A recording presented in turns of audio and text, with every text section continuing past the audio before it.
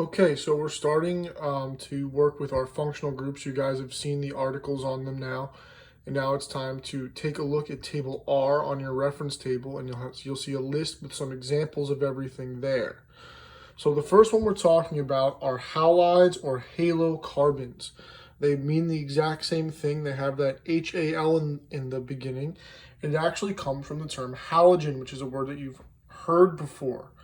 Halogen refers to group 17 elements. Okay, the ones that we talk about are fluorine, chlorine, bromine, and iodine. And what it means is that one of these or multiple will be attached to our organic molecules. So we don't just have hydrocarbons anymore, okay, with just C's and H's. Now we're throwing in some other elements. We're throwing in what we call functional groups. So we have F, Cl, Br, and I, and they have different prefixes that will get added depending upon which element is added, and then we also have to assign the number carbon that it was added to, the same way we were assigning numbers to methyl groups and ethyl groups, propyl groups, etc. Okay, so I have two examples here. We'll start from the one that's actually on the reference table, okay?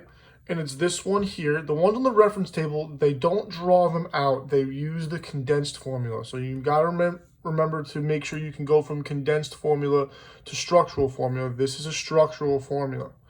Okay, so I have 1, 2, 3 C's, okay, all single bonds here. Okay, so I know I'm working with an ANE ending, okay, for an alkane, but I do have this Cl coming off. We'll work with that after we figure out the base chain. So I have my base chain here, 1, 2, 3 carbons. 3 refers to prop. Okay, so I'm going to have propane, right? That's my base chain there. However, because I have this group coming off, okay, this is the halogen that I was referring to. And it's coming off of the 1, 2, the second carbon. So I take my propane, and all I need to do is add 2 chloro to it. So this is 2 chloropropane. Okay. My next example is a little bit more challenging because now I have a double bond in here. So I'm going to count my carbons first, and you can see that my group, my functional group, my halogen is coming off of that carbon there. So I have 1, 2, 3, 4 carbons. Okay. So, but I do have this double bond. So my base chain, and if I'm counting the bonds here, 1, 2, 3, my base chain, if you remember how to name alkenes, okay, I got to look at where that double bond is in terms of the number of bonds, okay? This is going to be 2, okay, 2 butene. But now I got to worry about this, my functional group, my halogen. This is coming off of carbon number 1. So this is going to be 1 bromo 2 butene.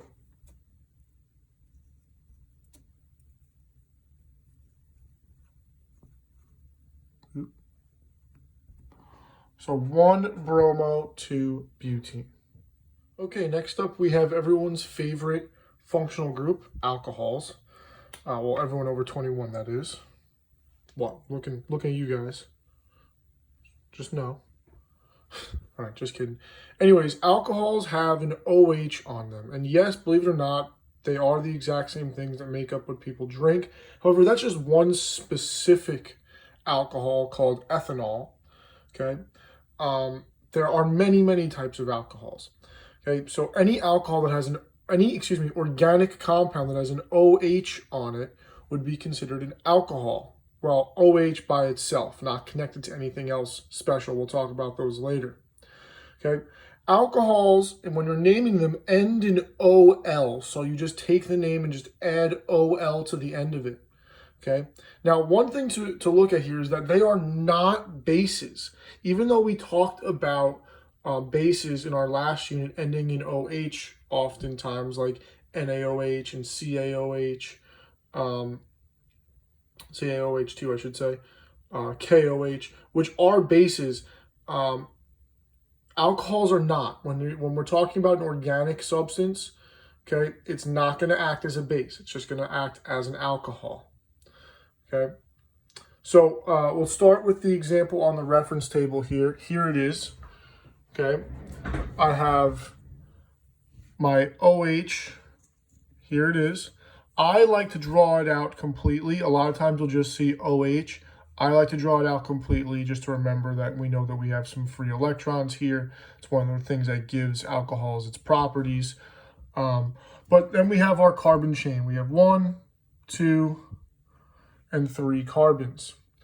Okay, so I have here propane again. Okay, I have propane.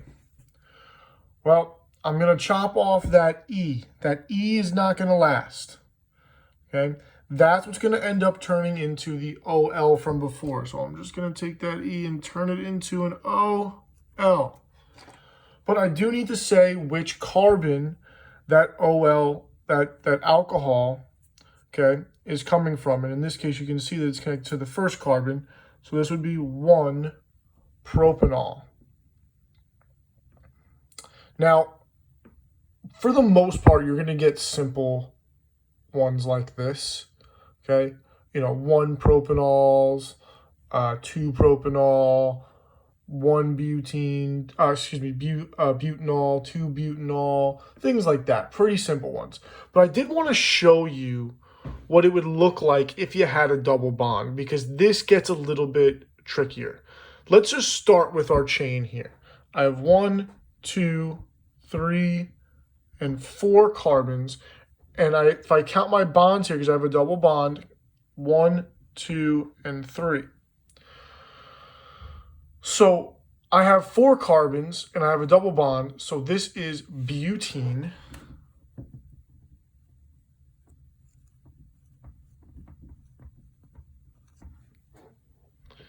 Okay. And I'm going to chop off that E at the end for now, just like I did before. I'm going to chop that off.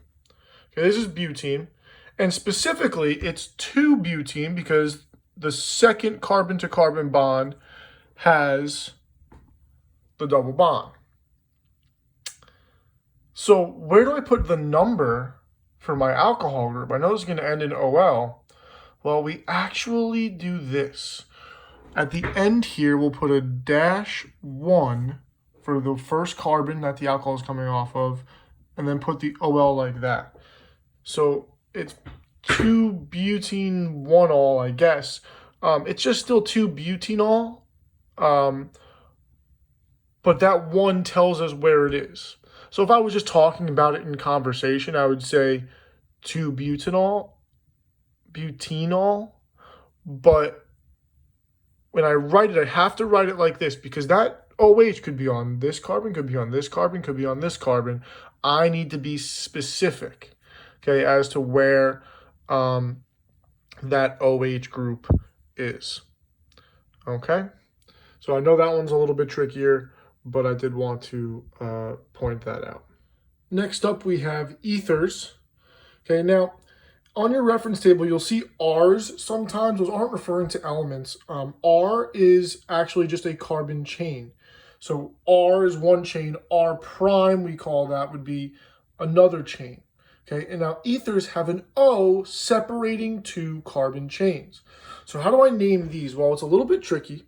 Okay, it says name the chains as branches. So that's like with the YL, like methyl or ethyl or propyl, and then add ether. So let me show you what I mean. Okay, so here's the example they give you on the reference table. Now I'm going to put this little caveat in. The way the reference table does it isn't exactly the same way I do it, but I'll accept it either way for us.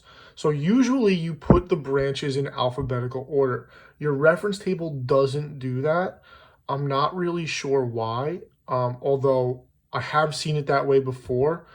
So I'm not going to worry about what order they go in if that's the case. So, anywho, I have one carbon in a chain here. Then I have my oxygen. Okay, that separates the chain. So now I have to recount here. 1, 2. Okay, so if I have 2 carbon chains, that's an ethyl, and 1 is a methyl. So based on alphabetical order, I would write this as ethyl, methyl, and then just put ether at the end. And that's it. That's all I would have to put. Ethyl, methyl, ether. Now your reference table says methyl ethyl ether, which I would accept either way, as long as you're telling me what each chain is. Now, if I look at my second example here, it is a little bit different, okay, because I have 2 chains that are exactly the same length. So what is this? Is it ethyl ethyl ether? No, it's not ethyl ethyl ether. Instead, I'm going to go back to using that di. Okay, remember if I had 2 methyl groups coming off of a hydrocarbon, it was dimethyl. Well, in this case, it's just going to be, because they're both ethyls, both 2, diethyl ether. Okay, and that is it for ethers, and that is it for the first round of functional groups.